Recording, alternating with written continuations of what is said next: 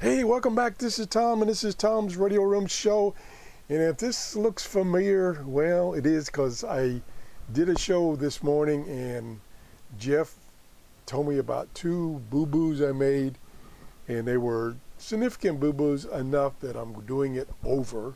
So if you were among the 35 people that watched the first version, you can skip to the end where I correct myself on the two boo-boos I made.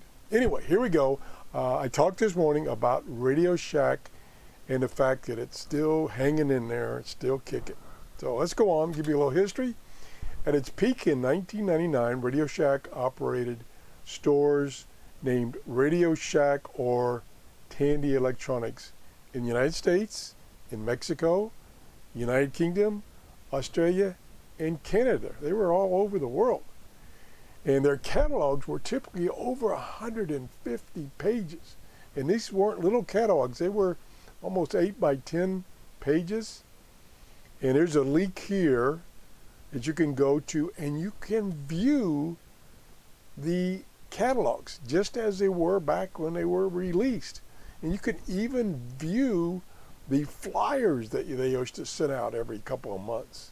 Really some good stuff there if you want to go back and reminisce on the old catalogs.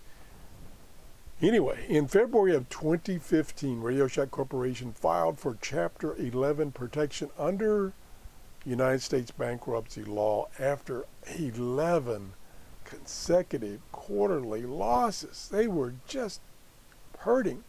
I think what it was, their competitors were selling cell phone stuff. And RadioShack hadn't moved over to start selling cell phone stuff until it was like too late. So that's my guess. It's totally my guess of what went wrong. They probably had other problems with management and stuff like that. Anyway, in May of 2015, just a couple of months later, General Wireless Incorporated, an affiliate of Standard General, bought the company's assets, including RadioShack brand name and the intellectual property, for $26 million. In March of 2017, General Wireless Incorporated and its subsidiaries filed for bankruptcy. They just couldn't get the act together, and they announced plans to close most of their company-owned stores. Now, there's company-owned stores, and there's stores that can use the RadioShack name and sell RadioShack products, but they're not owned by RadioShack, so they're independent. Those still stayed open. So anyway, they shifted the business primarily to online. So they were still there. They were there, but they were only online. In November of 2020, Retail E-Commerce Ventures, a holding company, acquired RadioShack. So they got bought out again. And they operated primarily as an e-commerce website and a network of independent owners, like I said, franchise RadioShack stores, and suppliers of parts for Hobby Town. So they're still trying to hang in there.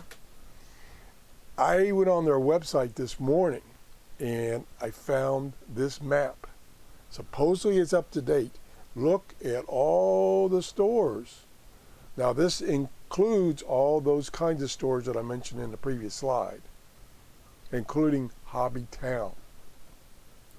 And here's a zoomed in on where I live right here. And I think one of these two, or maybe both, are Hobby Town stores that stock, in addition to the other products, RadioShack stuff. And then this one up here, I believe, is the one that Jeff visited. Here it is right here. And the big mistake I made in the first try at this presentation is I thought he had told me that this had just opened and it was a brand new store. He corrected me, thank goodness, that it's one of the oldest stores. Been around for ages. So, and it hasn't shut down. It's just been hanging in there. Now this is self-owned. Here's a picture. It says Orlando only locally owned. So this is locally owned. So they weren't forced to shut down because it wasn't a company store. So they've been hanging in there. Now, the other thing that I made a mistake on is I thought he had told me that there weren't many radios in the store. No. I concluded that because I went to their website this morning and looked for radios, and they had like 3 puny radios. And I'm like, ooh, that's pretty bad. But no, he says they got lots of different non-RadioShack radios, and he bought a couple of them. So I had to correct that, thanks to Jeff. Unfortunately, if you go to their website, you will not find much in the way of radios to purchase. That's what I said on their website. However, the independent stores, like Jeff found out, can stock whatever they want to within limits. So they can stock other brands. And that's what this store that he went to does. That's good news. So in conclusion, RadioShack is still here and maybe growing, I don't know. Check it out for yourself. If you have a local RadioShack store, or was it Hobbytown I said? Hobbytown store. Check it out and give us a report of what you found. Now, I think one person did make a comment that he has been into one of these stores. I've lost that comment when I deleted that video because of my boo-boos. So if you'll make that comment again, I appreciate it. And the rest of you, if you have any information about RadioShack near you, please let us know. We want to know what's out there as far as stores and what do they have in their stores. Give us a little information about what radios they carry. I know they don't carry this one, but they might carry other ones. That's it. I want to thank Jeff for the information and the correction. Oh boy, that was a boo-boo on my part. Thanks for watching and have a great day. Bye-bye.